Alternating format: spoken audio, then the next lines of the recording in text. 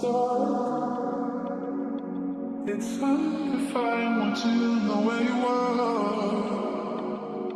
Why keep you hiding where the sun is dark? The sun is dark. Why keep you hiding where the sun is dark? It's undefined once you know where you are. Why keep you hiding? Hello and welcome to yet another episode of the Ascended Life Podcast. I'm Darrell. And I'm Kesley. So happy to be with you guys again tonight on another date night special. Date night special Life number 2. Podcast. And Date night special number 2. what a beautiful night it is out here in Cartagena. What a beautiful night. These are normal nights to me at this point. Yeah. I'm so used to this, I feel like Yeah, these kind of nights it are is, normal but to it me. doesn't make it any less beautiful. I mean, look at this. Good point. Look at this. It's That's a good still point. just as beautiful, right? It And is, yeah. to be here and to be able to share and converse and hopefully inspire, uplift, whatever it is that people get from this. Entertain. Whatever people get from this episode.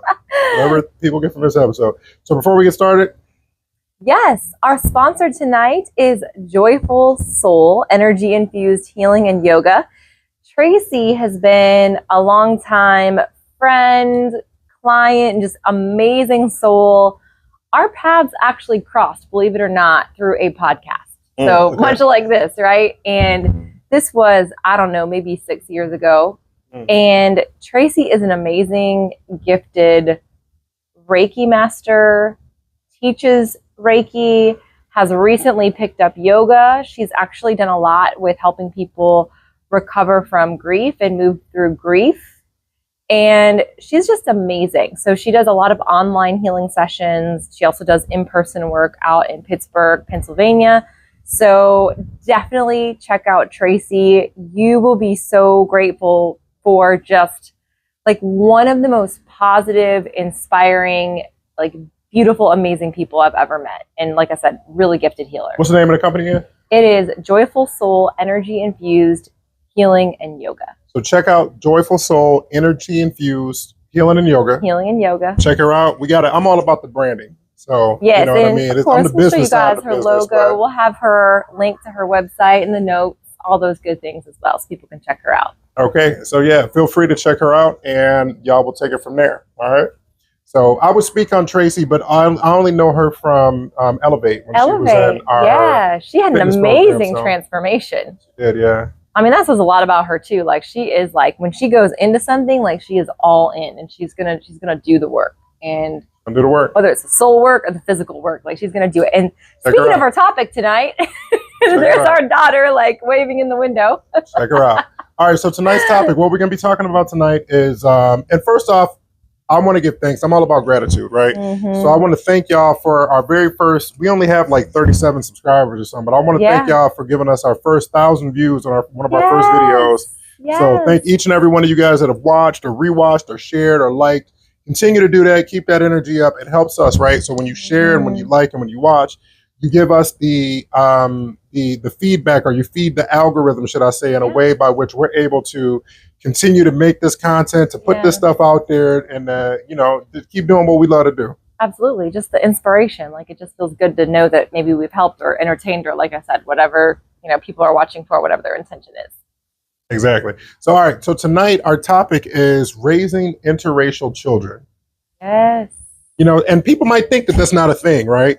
And we're going to do a whole nother podcast on like the topic of like interracial relationships and spirituality. So I don't want to, we can't go into that too much because these kind of bleed into each other. They do. But this is a topic that needs to be talked about. Yes, absolutely. It really does. It Absolutely. needs to be discussed.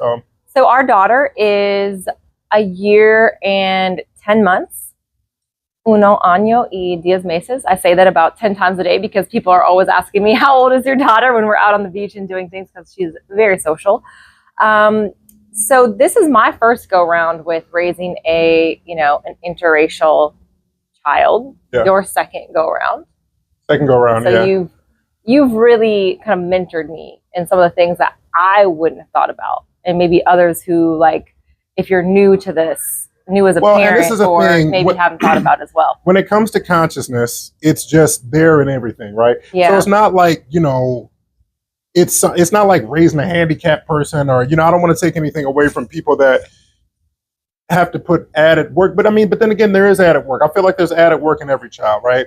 So I'm going to go ahead and, go ahead. Well, and that's the journey of consciousness, right? Like, you come into a new experience. Like we were actually having this conversation last night when we were sitting and having dinner and hanging out together about how like life and the lessons we learn in life and the experiences we have are the greatest teacher. And so I feel like, yeah, consciousness is everything, and it's in everything we do. But your first experience with something is going to bring you to new levels of consciousness. And I would say that about Akasha coming into my life, like first time mom as well.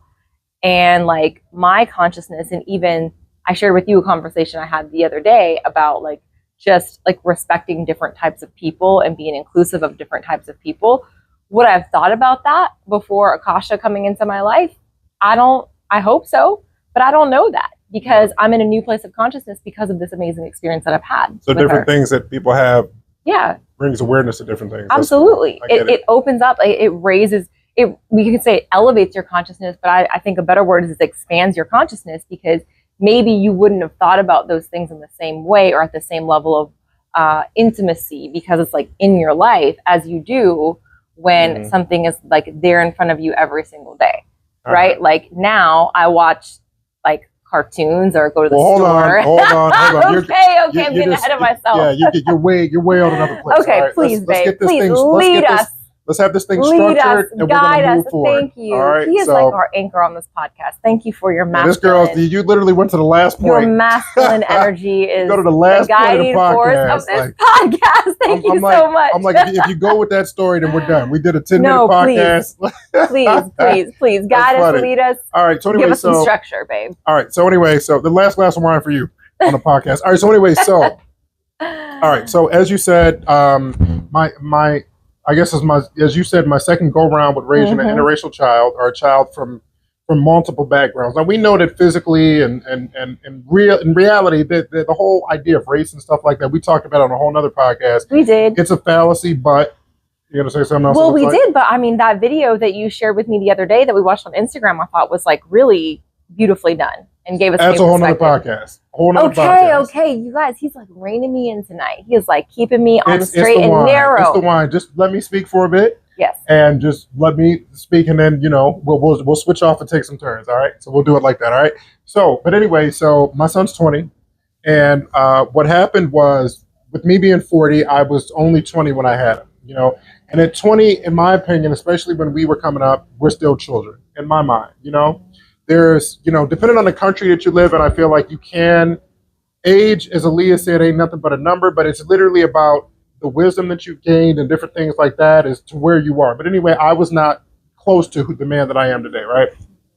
So I wasn't aware of a lot of things. So what started this whole thing for me with realizing that there needed to be added care when raising my son was, so a little bit of history is, I had him at 20. We lived with my parents, with my mom and my dad. And so he was about 4 or 5 or so. And we were in Detroit, Michigan. Now in Detroit, Michigan, at that time, I don't know what it's like now. I haven't lived there in like 10, 15 years. But at that time in Detroit, Michigan, it was something like 80-90% of the people in the city looked like me. All right. So he lived there for 4 or 5 years. Now he left and he went with his mom, and he was only with her for 6 months. And he came, and this was my aha moment that really woke me up and made me think like something needs to change. I'm 25 at the point. And he comes back to Detroit and he's like, hey, Dad, why is everybody, because me and his mom were never big on talking about race and skin color. Yeah. We thought that if you just didn't talk about it would be fine. But we didn't account for all the other influences like television, people, friends, and brainwashing, basically, is all it is, right? So with that being said, what ended up happening was he came back to Detroit and he was like, Dad, why is everybody in Detroit brown? Now, to me, from a logical standpoint, man, you've been in this for like 4 or 5 years and that's all you've seen. Why is it that you didn't go out to be with your mother where everybody looks, like a much lighter brown, if you will? Why didn't you go out there and be like, why is everybody peach? You know what I mean? So it led to me looking into a lot of different studies and so forth and so on. And the conditioning, whether you're a mixed child, whether you are a, as you call, a less melanated child or a heavily melanated child. At the end of the day, the television is going to influence you. Now, I came across a study that showed they had children, and they luckily at 25, I had finished the Coast Guard. I was an undergrad, and I was in a psychology course. And they had a study where they showed children, it was done in the 60s and then actually redone in the 2000s. And they had children from every, at least in the US at that point, ethnic background that was available. So I think they had like an Asian child, they had a what people call African American child, what people call European or white child, and multiple children of these different descents. So it was a study of 10 kids. They took a black baby doll, they took and a white baby doll. And they were like, okay, show me the happy person. And then most of the kids, black or white, picked up the white baby. Show me the angry person. Most of the kids picked up the black baby doll, right? Wow. And this goes on and on and on. Show me the baby who comes from a rich family. And they picked up the white baby doll in the 60s. And then they show me the person that comes from the poor family. And these kids are like Akasha's age, or like 3 or 4 or something like that, right? So this goes on, and I literally, so Dominic said what he said to me about why is everybody in Detroit brown, and then literally, I didn't know, but that was God talking to me. 3 weeks later, in undergrad, in a psychology course, this study pops up, right? So those two things showed me that there's something that I cannot ignore, right? Yeah, for sure. So he was 5, or I'm sorry, he was around 6 or 7 at this time, and I set him down, and I gave him a piece of paper. And I said, Dom, I need you to, I'm going to turn on the TV. And I was like, look, draw a picture of mommy at the top on the left hand, draw a picture of you in the middle, and then draw a picture of daddy on the right at the right. And he did, and he drew us, and he underlined them all. And I was like, okay, I'm going to flip through the channels, and I want you to count. And on each channel, I want you to count the people that look like mommy. Then I want you to count the people that look like you, and then count the people that look like daddy, right? So he went through this for like not even 10 minutes, and it was crazy. He can only count to like, I don't know, 100 at the time. And it was something like 67 or 80 people looked like mommy. Nobody looked like him, and like 6 or 7 people looked like daddy. You know what I mean? Yeah. So I was like, well, and he saw these numbers, and he's like, well, Dad, why is this like this? Or I was daddy back then, not dad, Yeah. He's like, why is this like this? And that's a whole nother conversation that I didn't want to get into, but I can tell you what I told him. And I was like, well, son, it's not about why it's like this. It's about what do we do about this, And I was like, what you're seeing is not true, right? What you see on television is not a true representation of the world. So you need to, when you watch this, you have to understand that this is not real, right? This is just here to entertain or program you, if you will. But what's real life is the people that you see and the people that you interact with day to day. Yeah. So that's what really started this whole thing for me when I realized going on, he's 21 almost. So this is 15 or 14 years ago that something needed to happen. Yeah. And that was my first experience in this whole thing is that. Wow. And that's really impacted, influence in such an amazing way, like our level of consciousness about what we expose Akasha to as well. And I feel like this is, I would love to get your thoughts on this, but I feel like you do have to seek it out, but there's much more diverse, or at least opportunity for diversity in children's programming. Let me ask you this. At this point. Let's ask you this, right? Because everybody, it's PC to talk about it from, or politically correct to talk about this from my perspective. But I think this is an important thing from your background, right? Growing up in your background. Mm-hmm. Now, before I even say this, your whole family, I've been to North Dakota, your whole family, I don't feel any form of prejudice or racism at all from these folks at all, right? Mm-hmm. So disclaimer, right? So nothing, the Tweeds are great people. Yeah. Now, with that being said, take yourself outside of the Tweed. So I'm just talking about growing up in your culture in the U.S. up in North Dakota, right? Did you feel that there was in your experience, was there a focus or attention being brought to people that looked anything other than what you look like growing up? I wouldn't say there was like a little bit, like it was starting. You could start to see that they were starting to incorporate at least a little bit of diversity, like in television and things like that. And I remember I had a more melanated Barbie doll when I was probably like maybe 7 or 8, because my mom was very conscious about like people looking different ways. And like, I mean, my hair is lighter now, but when I was younger, it was a little bit darker, right? I have blue hair, blue eyes. You have blue hair? Blue eyes and blonde hair. But like, she was always really good about like, I was going to take your making sure that I had like diversity reflected in like the dolls and things that I was playing with. Okay, well, that's a great point to stop you at. That's Cindy, and that's what I'm saying. She's a great woman. How common was that with your friends and everybody that you grew up with? Wow, that's a great question. I don't remember like what Barbie dolls people had specifically. I don't think it was as much that way from what I remember when I would go to other friends' houses. The other thing I will say is like my family, for us, like sports is a really big deal. And this, I mean, maybe this is certainly a bit of a, a stereotype or putting people in like a certain demographic into a certain like frame of mind or, but I think that more melanated people were held in very high regard because we saw, we were watching the Chicago Bulls and the Indiana Pacers and like all these different NBA teams like every day. My brothers and I, my whole room was decked out in like melanated basketball players on my walls, like everywhere. So it was definitely like, we were definitely exposed to it. And there was certainly like I said, like we looked at more melanated people with like definitely a sense of elevation, like definitely a sense of respect because of that. Because again, the athletics that runs in my family. And but there was no diversity in terms of like who I interacted with on a daily basis. So it was more of like something we saw on TV as opposed to something we were, experiencing in daily life. Okay, we're gonna take a quick break. You might want to brush your hair back. It's like right on the mic. Okay. If you can just try to be mentally conscious of that, or maybe I can point or something. Yeah. Okay. Give me like a 4-second pause so I can cut this piece out. Okay, so that's amazing. I'm happy you shared that. Now, but let me give you the adverse, right? Okay. Now, I didn't grow up in a family like that at all. My family was about like, I literally grew up being told that I could do anything. Like I heard that from everybody around me, my family, my friends. Like I may have not seen a lot of like wealthy people growing up, or at least I didn't realize if I did, or I don't know. I don't remember, but I was told that I can do everything right now. But there was a thing that I heard with my friends, because it's like, it doesn't, and this is why I asked you about I'm happy to hear what your family did, but why I asked about culturally is people outside of your family in your community, right?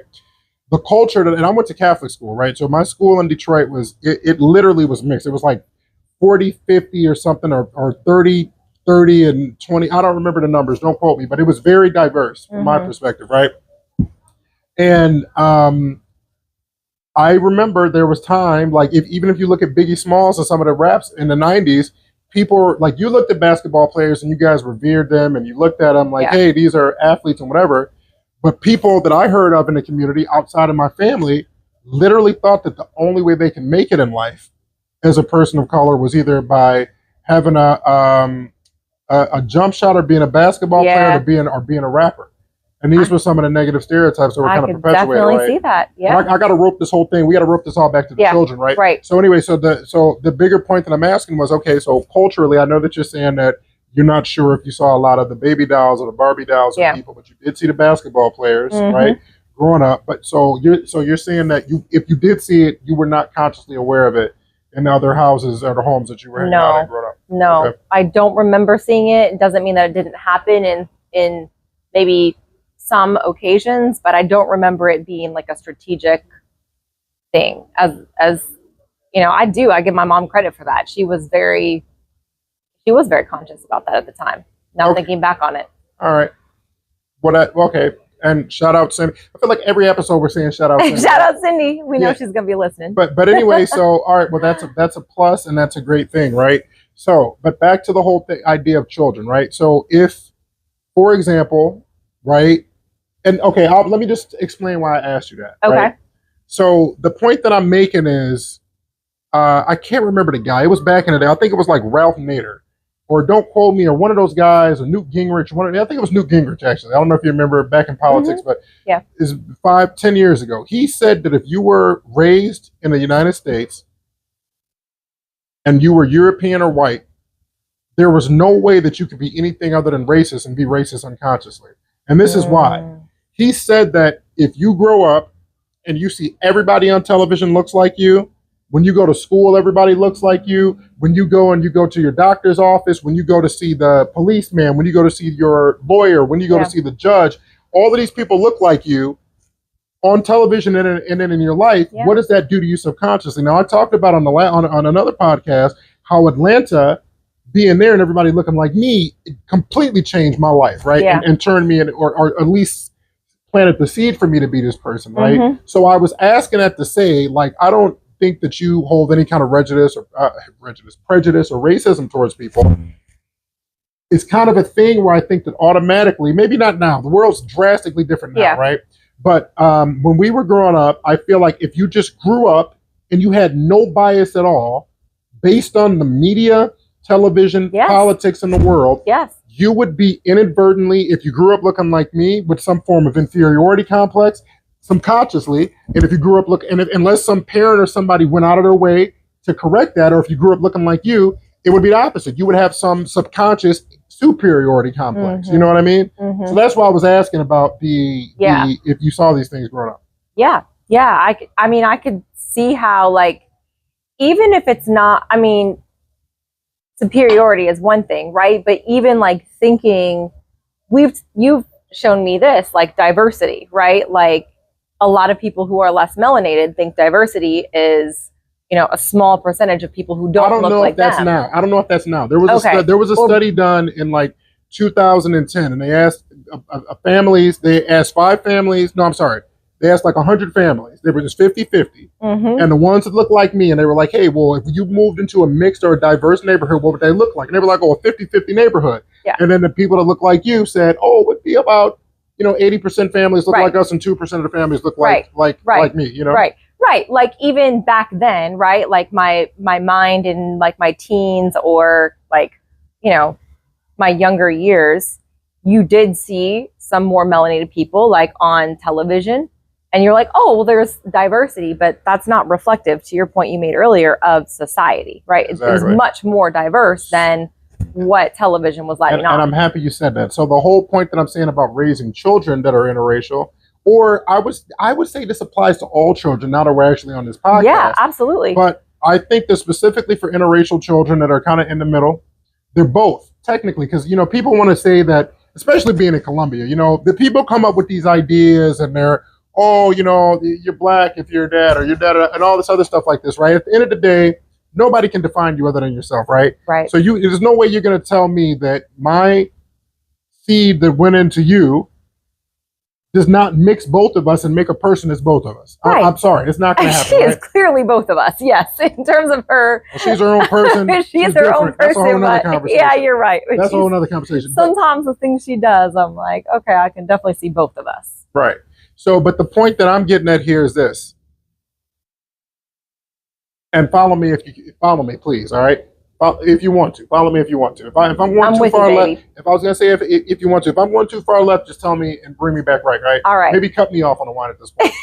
but I feel that if you just grow up as a child that's in the middle, right? So, like I said, in my opinion, if you grow up just watching TV, you can lean one way. If you look like you, one way in me. But I feel like the kids that are in the middle, it's like, what do they think? Right? Yeah. Like, where's their consciousness at? Right. Right. Like, what are they aware of? So I think there's an awareness that needs to be had because of things like, I remember your cousin, we were up in North Dakota, and there was you have a mixed cousin, or I'm sorry, nephew. Is she your niece or a cousin? She would be my cousin. Yeah. All right. And, her mother, who may have not been aware of these things, was like, her mother looks like you and her father kind of looks like me as far as skin color goes. And I don't know that her mom was aware of these things, but she was going to cheer practice. And she was the only girl, or dance or whatever it was, the only girl that looked like her, and all the other girls kind of looked like you. And she was asked to straighten her hair, apparently, at least at the story I heard, right? Yeah. But think about that message that sends. It's like, I have to do something to my hair and everybody else's hair is like that, right? It's like this whole right or wrong thing. So I think the whole thing when raising interracial children, specifically, is that you have to be conscious and have to have honest conversations, or not even honest conversations. You have to, when you see things that are cultural, that normal, that you wouldn't think about, I don't want to say you have to be over the top and you're overly protective, but you have to be honest. So if you see somebody saying, hey, we all need to or girl, you need to straighten your hair. Yeah. But well, why? If her hair is not meant to be straightened, right? Right. If that's not its natural state, why does she need to do that? Right. Right. So it's those kind of things that we have to kind of be aware of. Or it's kind of like when my son is like, hey, well, why is everybody brown? You know what I mean? In Detroit, it's like, what's these things where we have to say that, hey, I'm just saying flat out. I'm just saying, I'm dancing around the subject. I'm gonna say it flat out. There was an agenda. It seems to have just switched. I don't know what that's about, but there was an agenda to perpetuate people that look like you as the apex of society in the media, like superior in every way. Like you show all the people that look like you, the music is that, and da da da da da. Now as to why they just chose to switch it, I don't have the answer. It's like there's so many shows now. The Little Mermaid, I don't know what's going on Disney. The Little Mermaid. All the shows look like me now. I don't know what's happening. I don't, and I would love to believe that it's out of the kindness of people's hearts. Or consciousness expansion. But the same people that are making the television shows, these are the Epstein people. We just have to be honest. And maybe, can I say that on YouTube? Can I say that? Our views are drastically down on this one. We'll know that's a no. Yeah, I can go in and hit a beep over these people, right? But I'll beep that out when I edit. But there was an island, and there was a man, and his name ended in Steen. And he was found dead in jail. Okay, how about this? And he's got ties to all these top political people, right? So these are the people that run Hollywood, right? So as to why they just randomly chose to like be inclusive all of a sudden, and how now it's like cool. It's like I feel like everybody wants to be in a interracial relationship. Yeah, I don't know. Yeah, it's like part of me wants to believe that the reason that's happening is because, like, I'm hoping it's that we don't tolerate the whitewashing or the brainwashing in the same way that we used to, right? There's still obviously a level of it going on, but I want to believe that like the public would be like, that's just not acceptable anymore. Right. I want to believe that. I'm not saying that is out of the goodness of their hearts, but like part of me wants to believe that even if they want to make money or whatever it is, if we see this from as pure as we possibly can, it's like I feel like the public would be like, this is just crazy. The world doesn't look like this anymore. You're right now that you say that, because I can think of an example. Like it's kind of like the whole like can you say COVID? I don't know if you can say that. Yeah. You can say that. I think you can say that. I think you just can't talk about the BACCIA. Yeah. Mm-hmm. Okay, so there was a whole thing around that maybe we shouldn't go into that, but all right. So Gods of Egypt was a movie. Mm-hmm. Egypt is clearly in Africa. You know what I mean? And I've met folks that are from Egypt that'll tell you flat out that they migrated there. All right, this is what's going on with Egypt, right? So like, if you were to come to the United States right now, and you look at the people, a lot of people in the country look like you, right? Right? I guess you could say a lot, but there's a lot who don't look like me. At least the statistics say that the majority of the country looks like you. Okay, you know what I mean? So, but that's not indicative of what the country looked like 300 years ago or 400, the land 600 years ago or whatever. The same thing with Egypt. It's a known thing that Egypt, they say that's why they blew off the nose of the Sphinx. Yeah. Because people look more like me in Egypt, right? And seeing a lot of the hieroglyphics and the things in Egypt, they were very dark. Yeah, there was definitely a more melanated skin tone to a lot of. You could see that people were trying to wash it off of the. I mean, yes, it's hard to say if it was washed or if it's eroded over time, but yeah, it definitely looked like there was definitely the point that I'm making, damage done to it. The point that I'm making is there was a movie called Gods of Egypt, and they had an all European or white cast, and the movie just flopped. Yes. So it's like, I think it's one of those things where it's like, you're right. I think there's a level of consciousness where people are just not accepting it. And I can speak to this. The reason I say that is because like coming from the corporate background that I'm in, like I saw over 10 years, the level of like consciousness around diversity expand exponentially.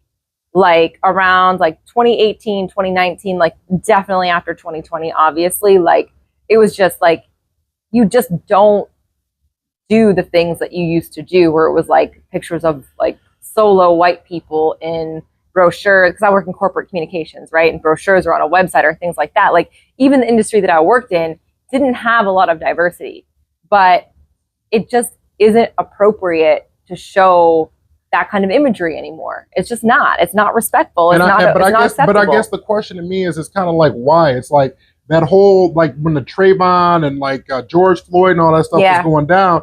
Like, we know that the media is owned, like all of these different, whether it's Fox or MSNBC, it's owned by like 3 or 4 families or 3 or 4 people that owns the media on both sides, right? Yeah. It's all propaganda in the U.S. at this point, right? Yes. So it's like, why did they choose to like do this flip? That's the only thing that I'm saying. I don't know. I totally agree with you. I don't know. I guess my question is, do you feel, because you said that you feel it's a consciousness shift, I right? said I want to believe that. You're right. You did say that. I didn't say I think So that's it. I said I think right, that there's like a small, I do think though, like those of you who are watching this, right? Like whether you have an interracial child or not, right? Like there's a new level of consciousness that has taken shape with most humans. So do you think that they're trying to get ahead of this wave then? They know where it's going and people are just not having it? I don't know, man. They influence it, or maybe that's not our point. We're talking about I don't know, babe. I wish I knew the answer to that. All I'm saying is like, I want to believe that those of us who like make up humanity are at a point where we're just not tolerant of a lack of diversity anymore. Well, we just don't watch TV, and I noticed since we gave up TV. Well, I've never known you to watch TV. I've never been a TV watcher my whole life. But that sets you free, and I didn't realize. I mean, I should have known when my grandma was telling me. She was like, "Oh, well, hand me the remote. I got to go watch my program." Yeah, like, they're telling you flat out the program. They're telling you flat out what it is. You know. But with that being said, it's like, I don't know. But we have super digressed. Definitely. But this is great. This is great. This is because I think you can't talk about interracial children without talking about the bigger picture of culture and humanity and where we are and where we came from to where we are now. And I think we can both admit that there have been, regardless of where the intentions come from, it is, and I'm grateful for this, easier to find even mixed examples, right? Like even examples of interracial children. I mean, it's easier. Well, and that's my thing with Colombia. Easier. Being down here, Colombia swear up and down, oh, it's no racista. No racista. That's them all day. They swear it ain't no racism here, right? All right, so the way Colombia is coded is they have their neighborhoods coded into social strata, right? Based on their classes, right? So a 1, which is the bottom or the poorest, and a 6, which is the top. We live in a 6. And we've been living in the building for about almost a year, 6, 7, 8 months. I don't know. I'm the only person look like me in the building. So they swear up and down and ain't no racism. But it's like the only thing is, it's like the people that look like me. You've said this. I've said this. When we go to the beach outside of our place, all the people that look like me are working. Yeah, it's you know what I mean? Sad. Yeah. So it's one of those kind of things where it's just like, you know, it is what it is. So I get that y'all are saying maybe by an American standard where y'all not killing people over that here. Yeah. Like people, you know, we're in the US, but it's still a thing. Yeah, it is a thing. I will say this though, like that is very sad to me. That I totally agree. That is very sad to me. Raising Akasha, I will say being here is really a blessing because there's a lot of children who look like her. Yeah, a lot. Yeah, there's a lot of children who look like her. Like not all of them have curly hair, like she has very curly hair. But I would say the majority of the people look more like her color, than me. Yes, all the time, every day. Oh, Colombiana, and they're very curious. We talked about this on the last episode. So I would just say, like, being a first-time parent in general, I think, again, travel is so important. Like, if you want your children to think in a way that's diverse and inclusive, like, get them out there, help them see the world, and take them to be around people who look like them, no matter what their skin color is, and people who don't look like them and don't have the same culture as them. Because that sort of, I think, disrupts that kind of patterning at a very young age where it's like, you know, it's like people look different and they speak different languages and I can get along with all of them. But the whole I can appreciate all of them. But I'm happy I'm happy you talked about the TV point because Brandy, a good friend of mine, she talked about this. Like, there's shows now like Gracie's Corner, the YouTube, Omu Buried. I mean, it just goes on and on and on. It's like Wish, the movie Wish. I know that's not TV, but like Wish is groundbreaking to me because to have a mixed girl lead, that's different, right? And that's Akasha's first Barbie doll. Akasha's first Barbie doll is Asha, right? Again, thanks, Cindy. Yeah, shout out Cindy, right? But anyway, but the thing that I'm saying is, like, when I was growing up, we didn't have these options, or if we did, it's like, I don't know, it would be like my mom, because we didn't have DVRs, we had VHSs, but I mean, that would have been a Herculean effort for my mom and dad to go in the 80s Yeah. and the 90s. Well, I don't remember the 80s much, but the 90s, and to go and just only rent on a VHS the Cosby Show, the Eddie Murphy movies, Yeah. and he was cursing a lot of my. So there's no way my mom was gonna let me. I would have been able to watch like no cartoons. You know what I mean? Yeah, right. But now it's a whole different thing. It is. It's a right? different thing. So I'm just saying, like, as parents of mixed children now, it's like you don't have to put in as much effort. All I have to do is put on our YouTube. Now there's still consciousness, right? I don't just put on a letter, just sit and watch Miss Rachel all day. You know what I mean? Right. But there's consciousness because I'm like, I put in like mixed or darker skinned people, and I'm like, but there's a whole list of Iwaju on Disney. She loves that, the Nigerian cartoon, right? On Disney Plus. And I feel like even the shows with like different kids, there's usually if multiple children are in a show together, there's like multiple like cultures or tones of skin and things like that are reflected. So there's that as well. The toys is a whole nother topic. Like that's been interesting here in Colombia as Akasha's been spending her second year of life. So how do you feel about that now? Let's talk about that. Man, it's abrupt to me. Like it's abrupt. I didn't have dolls, girl. I had X-Men and Ninja Turtles. It's abrupt to me now. Like that's the funny thing is like, I'm sure growing up, like if you think back, your sister's Barbie dolls. I didn't play with her. Like I'm trying to tell you, I played with Ninja Turtle. You understand how me and my brother were playing with green dudes. Yes. And X-Men. But then again, I guess the X-Men were like. But your sister must have had some dolls or Barbies around. She had her own room. We didn't really go in there. Okay. She kept all the toys in her room. But it was probably, I'm going to guess, it was more common for more melanated children to be playing with blonde hair, blue-eyed, fair-skinned dolls. I don't want to speak on that because I didn't have no dolls. Okay, so what I can say is I have seen that here very frequently.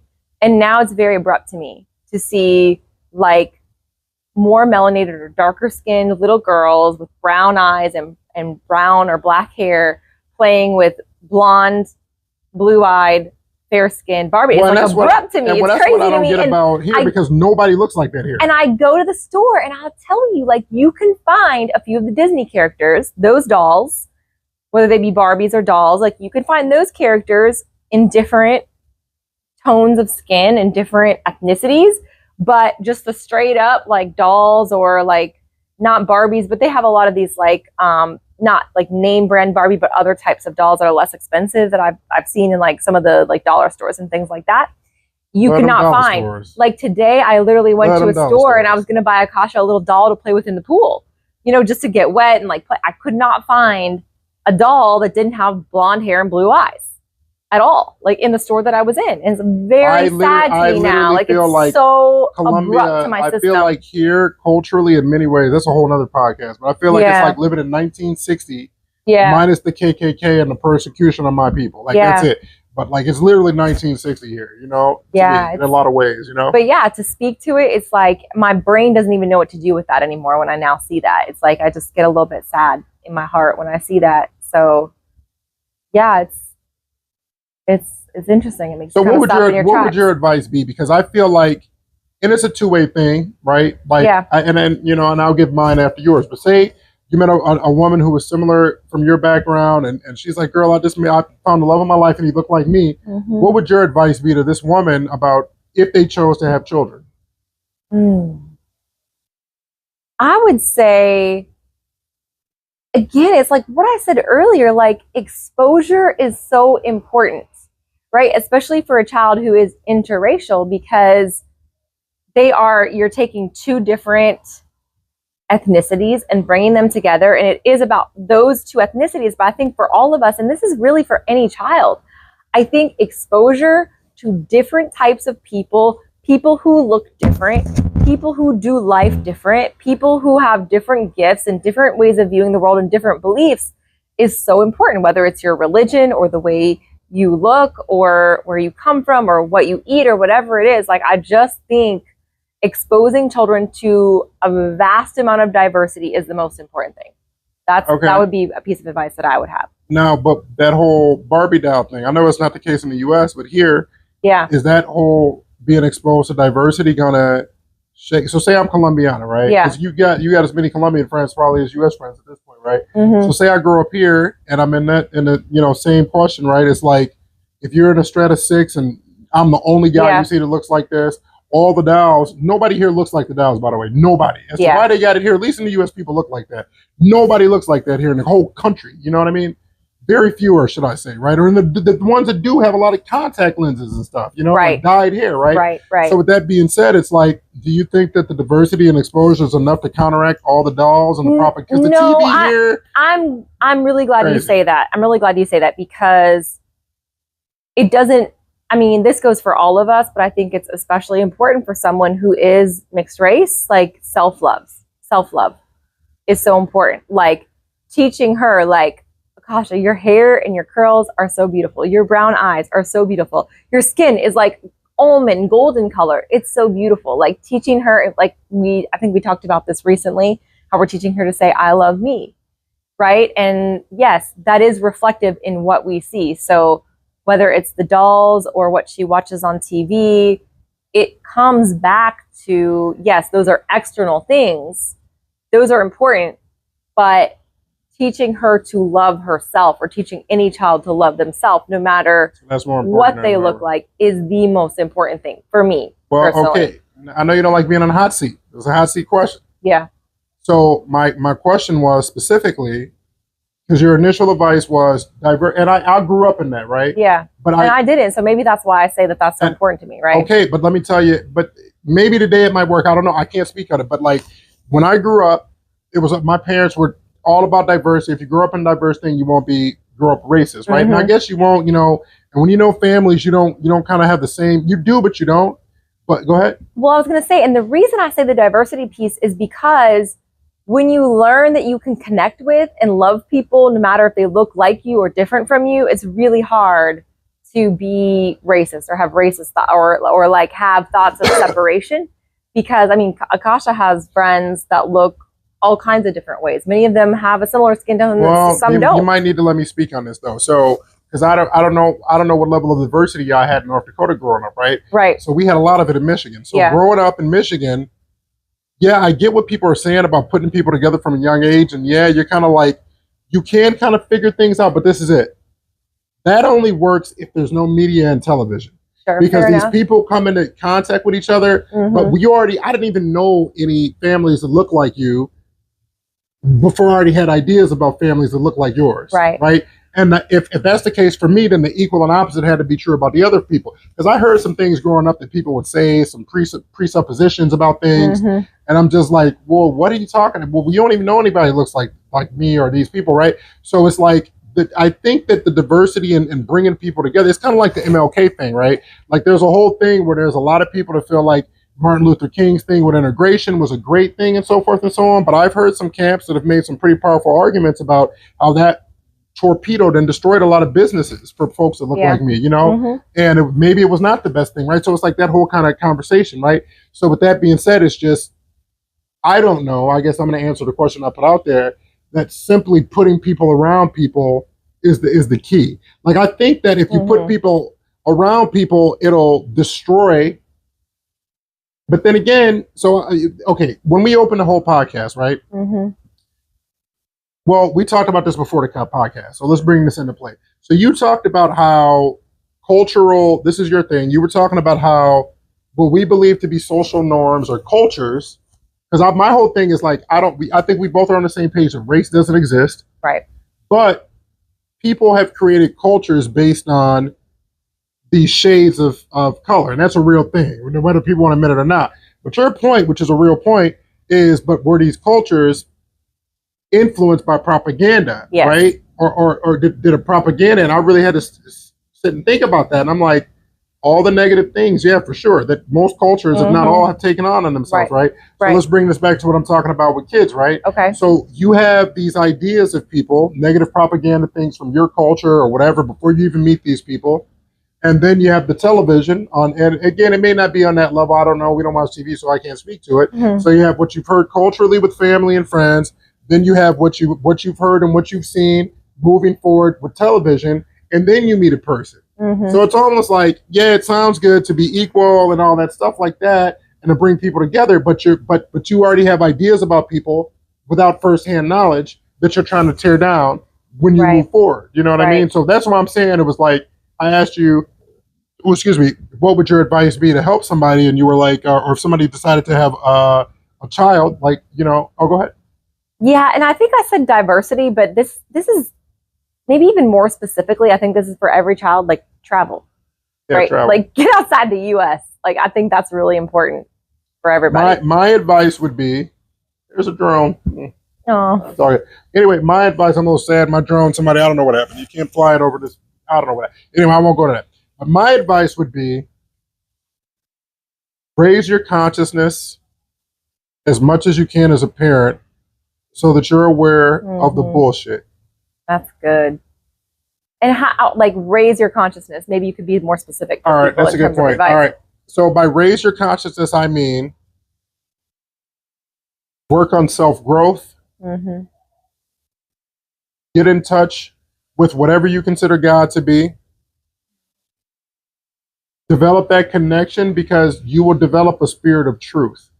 And when the spirit of truth is in you, you can't be fooled by lies.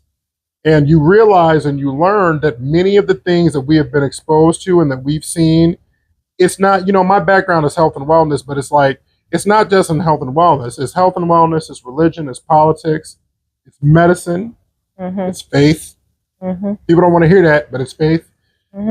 It's interpersonal relationships, it's sexual relationships, it's marriage. I mean, the list goes on and on. I can go on and on, right? Yeah. So when I say raise your consciousness, I mean, raise your level of self-growth so that you get to a point to where you're aware that you're being lied to, right? I'll just say it flat out. If you're here right now, and if you believe that our government, our politics, our leaders, our teachers and preachers are telling you the truth,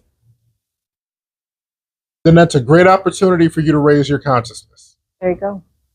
So that's what I mean by that. For personal development and growth to a point by which you can start to see the lies. Because we've been brainwashed into, literally, it's like this, all right? If an animal, imagine nobody told you what a dog was, right? This is the world we live in today. Imagine if nobody told you what a dog was, right? But there was a definition of a dog. And somebody's like, so you see this animal that's what we know to be barking and has a tail, and he's sniffing other animals that look like his butt, right?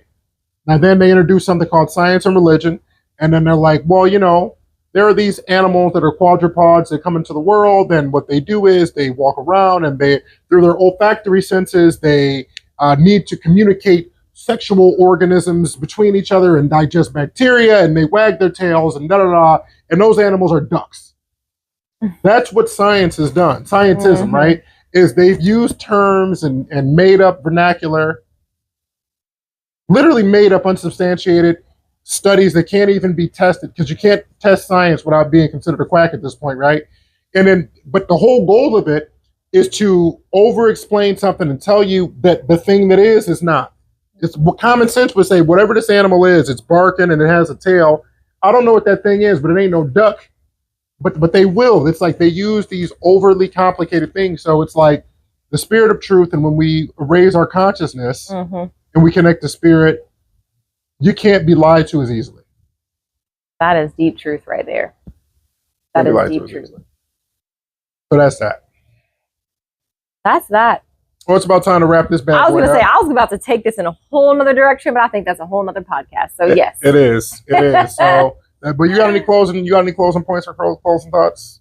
Why don't you close with the story that you were going to close with, or that you were going to open with? So you were diving in and you were talking about. I think we covered it already. We talked about the dolls and the television and all those sorts of things. I guess I would close with coming back to some of the things that we talked about on a recent episode about, like, we are all God manifested in human form. So it's like, when you think about that, like, these bodies are for an experience, I believe, right? I think they're for a certain, I think we choose our physical appearance. I think we choose our physical body for the lessons we want to learn, the mission that we have, for the experience that we want to have, or God wants to have coming through us.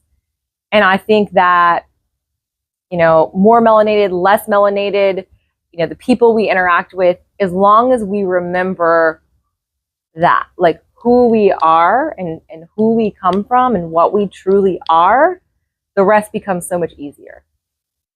Like how we treat other people, the consciousness that we have, how we raise our children, all of that, how we love ourselves, all of that becomes so much easier and all falls into line when we remember who and what we really are.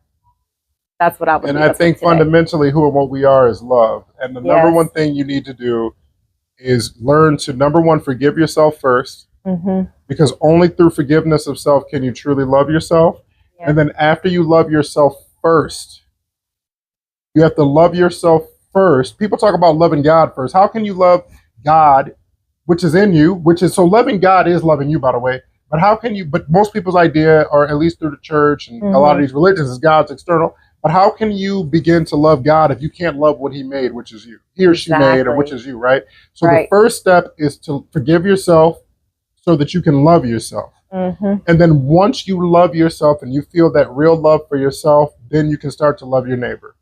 That's the first step. That's the most important step. I agree with you. To me. Forgiveness, trust, acceptance. Those are my 3 elements of self-love. I've been like rooting into that a lot lately. But yeah, I think that's a good way to end. Powerful. Center Life Podcast. Thank you to our sponsor, Joyful Soul. Joyful Soul. We're going to say Tracy, because Tracy, she about to mess up the whole name of your business. I can tell by the way she's talking. So. It's such a beautiful name. I remember when she came up with it. So yeah, I had to give a last shout out. And hey, so if you are into this whole vibe of the Ascended Life, there is an opportunity for you to take it one step further. It is the Ascended Life book. You can get it on Amazon. You can get it also on a website link that we have. We'll make that available in the show notes today as well. Date night special, Center Life Podcast. Thanks for tuning in. Thanks for being here. We will see y'all next week. We dropping these things week after week. We might have to take a break next week because you're going to Jamaica. Yeah, that's true. Might have to take a week off. So y'all to get a bye week. But after that, we'll be right back at it. All right. Podcast. Thanks for coming. All right. Peace and love, everybody. Thanks for being here. Peace and love. You're not going to do your little, you do that every time. Peace and love. There you go. Okay, she did it. We can edit now.